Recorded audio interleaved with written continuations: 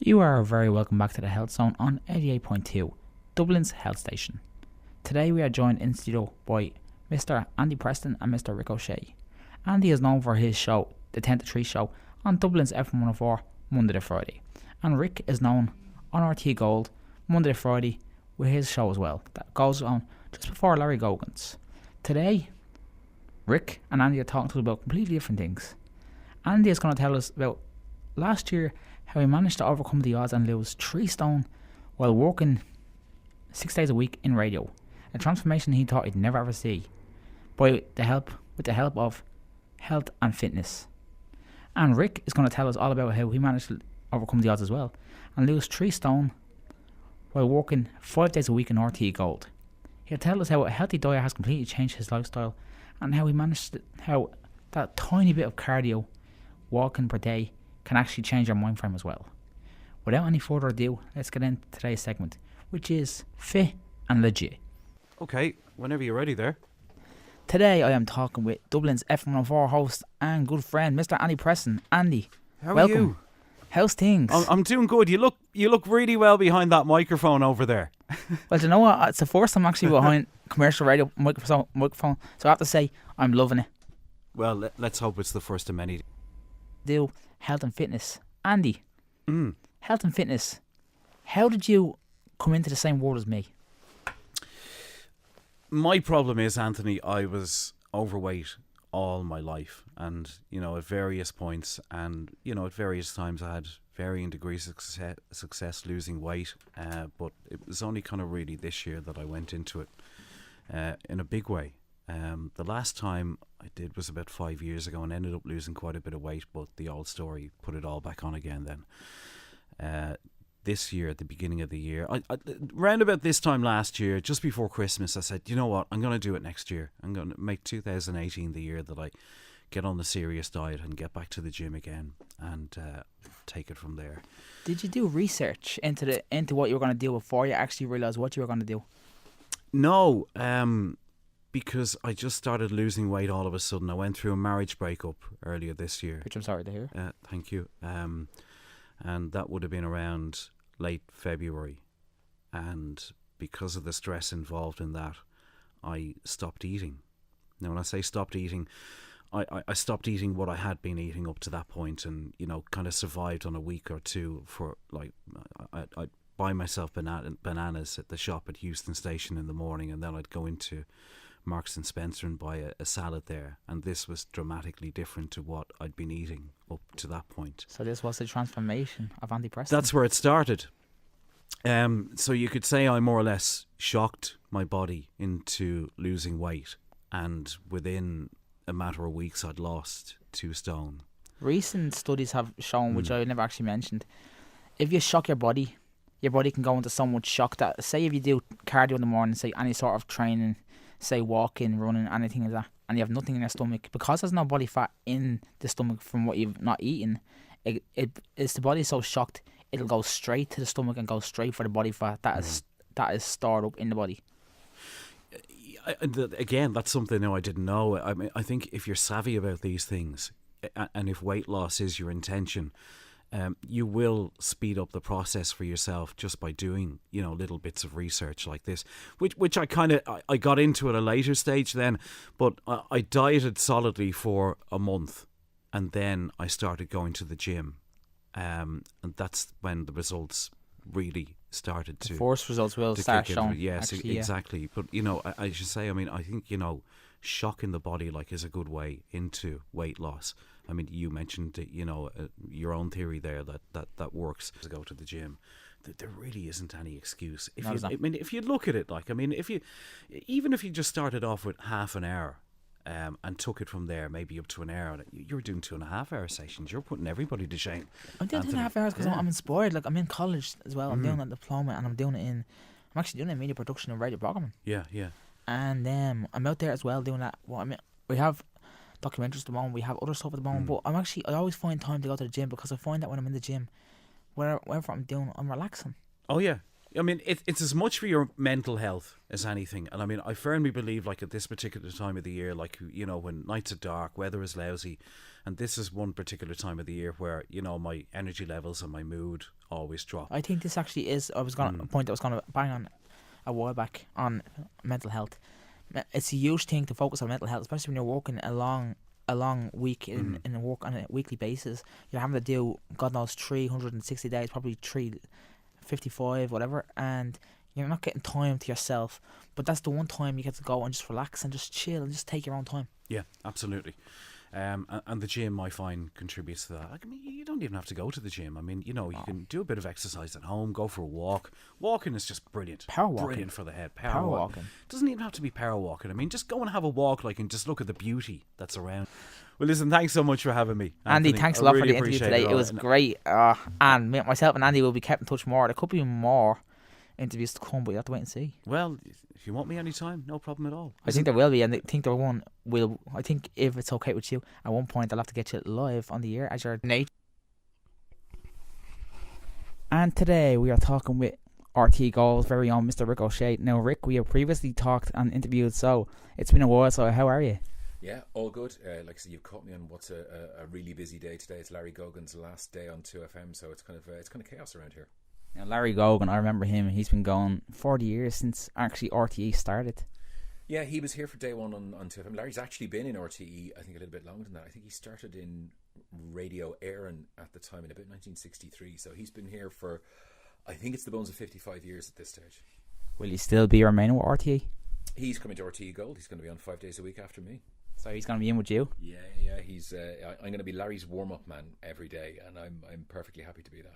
Well, I remember you from FM 104. I remember you from all the other stations that you worked with before you went to actually 2FM. So it's gold. I mean, I remember you. I remember Larry. I mean, so I'm literally.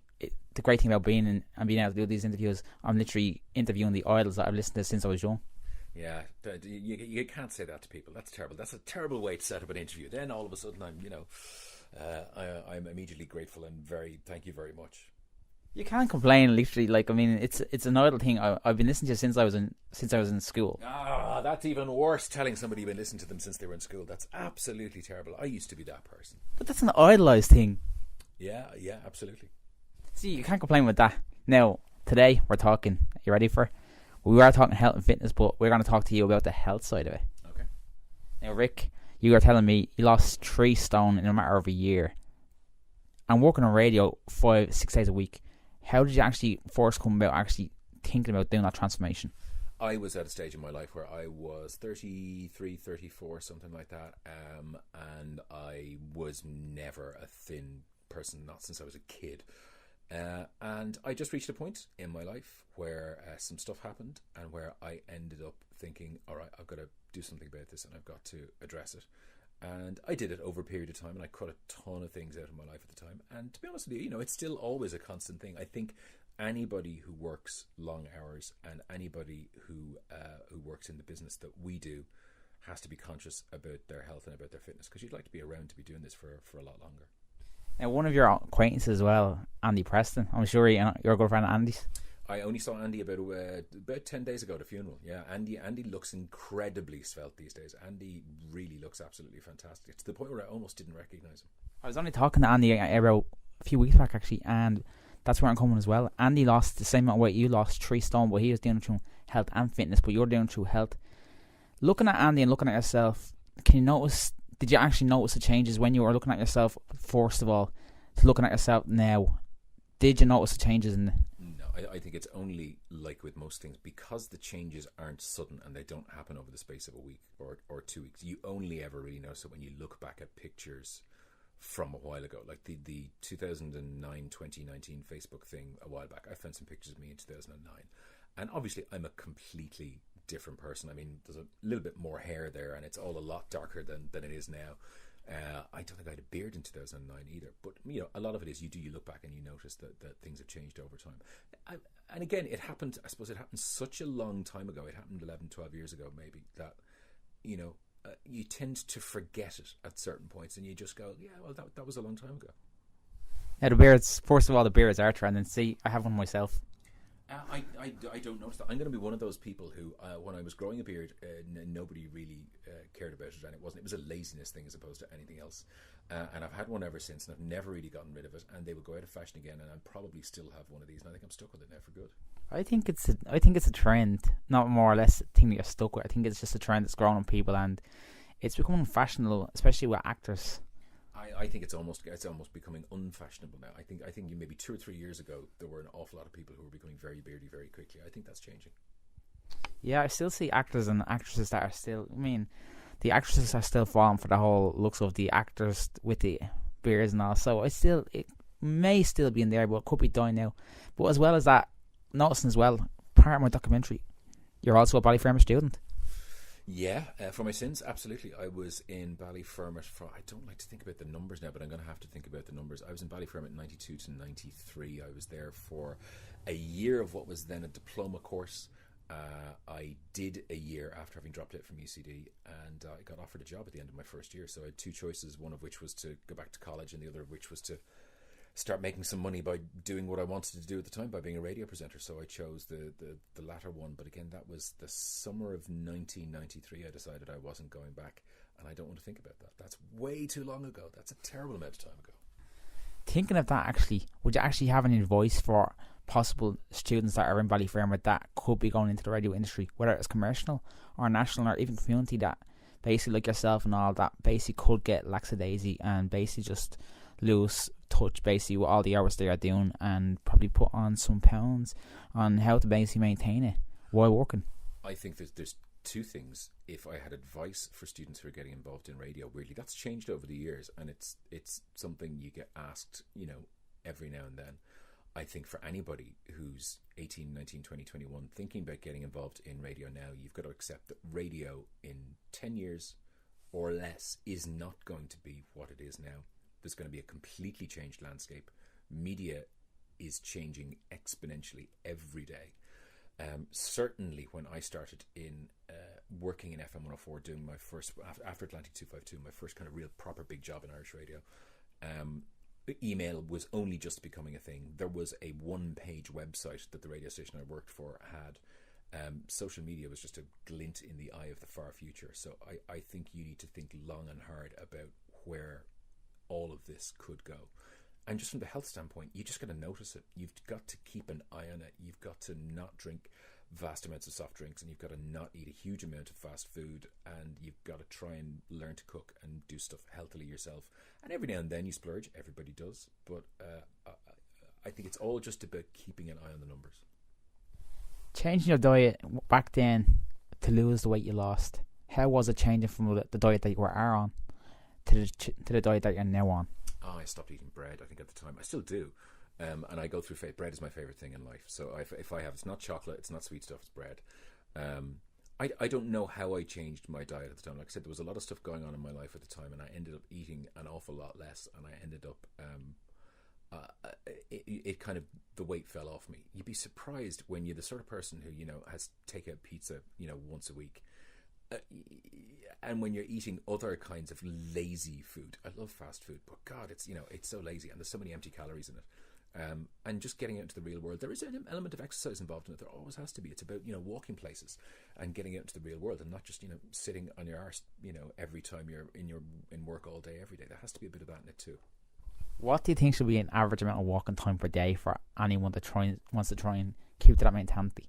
If they are basically eating calories, how long do you think they should fit in for at least activity of walking on and just getting meals together? Oh, I think it depends on who you are. I think if you have the luxury of being able to go out and go for a walk for an hour a day, do it. If you're the sort of person who's stuck to a desk and you've only got 45 minutes at lunch, try and do something there, or try and do some in the evening. The evenings are getting longer. That helps. It's bright till 10:30 or 11 o'clock at night. The weather gets better. It's about being physically active. We're not designed, I think, as a species to sit all day, every day. The human race just isn't. It's not where we came from. And sitting down in front of computers is not. A big thank you to our guest, Mr. Andy Preston from Dublin's FM104. You can always hear him weekdays from 10 to 3, Monday to Friday on Dublin's FM104, and Sundays from 12 to 2 with the Top 40 and Mr. Ricochet, Monday to Friday, 10 a.m. to 1 p.m. on RTE Gold. You have been listening to Fit and Legit on the Health Zone on 88.2 Dublin's health station.